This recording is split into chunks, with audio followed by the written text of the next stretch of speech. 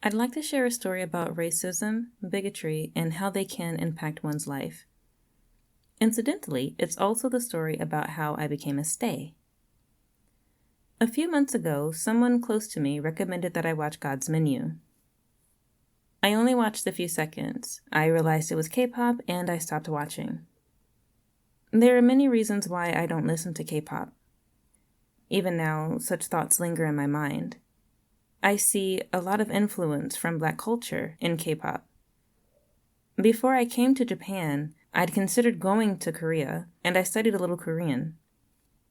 I also watched vlogs of Black people in Japan and Korea. I remember watching people describe especially negative experiences in Korea more than Japan. After that, my feelings about Korea and the Korean people soured. I view K-pop as an insult. It's cultural appropriation, and that's not something I'm generally willing to tolerate. My feeling is, if you have such a negative opinion about Black people, have the same feeling about our culture and don't steal from it. If you want to appreciate our culture, then give us credit for it. Because I don't engage in K-pop, I can't say if K-pop artists have ever shown appreciation for what they borrow from. But these are the types of negative thoughts I've carried with me about Korea and its people. A second reason is that K-pop is incredibly popular. I tend to shy away from what is mainstream. If I don't listen to a K-pop band, they certainly won't notice. They don't need my time, they don't need my energy, they don't need my money, so who cares? The person who recommended Stray Kids, let's call her Jo, would talk about them from time to time. Because I care for Jo, I'm quite interested in what she's interested in. My curiosity got the better of me, and I decided to check them out. I didn't become a fan right away. It actually took weeks of slowly watching things here and there and talking with Jo. They recently had concerts in Nagoya. Months before, I actually looked up the tickets and thought, wow, it's kind of expensive for a group I don't really like. And now, having missed out on the chance to see them live, I realized something inescapable. I really wanted to see them.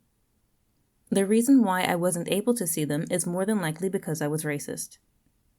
The reason why I decided not to watch them was because they were Korean, and my interest in them also carries some racism, I think. I became more interested once I learned that two of the members are actually Australian Korean. I only really started to like their music after I listened to one of their Japanese songs. In fact, my favorite songs of theirs are mostly Japanese. It's weird because another reason why I like them is they are able to perform in English and Japanese. They can give interviews in English, and I've heard them speaking Japanese at their Japanese concerts. I want to be able to acknowledge that I think it's awesome that they are multilingual. At the same time, though, why wasn't their Korean music good enough? I think that they are beyond talented and incredibly hardworking. I can really feel that every time I see them perform. I think they're doing a good job, and they have really inspired me to do more in my own life. They are quite young, and there are times when I feel proud, like a parent would feel, watching them. There's been a lot of laughter, and there have been a lot of tears. But with the positive also comes the negative. For example, because I love languages, I became very interested in translating their songs. But I still feel hurt by some of the comments that I heard from the Black people living in Korea 10 years ago.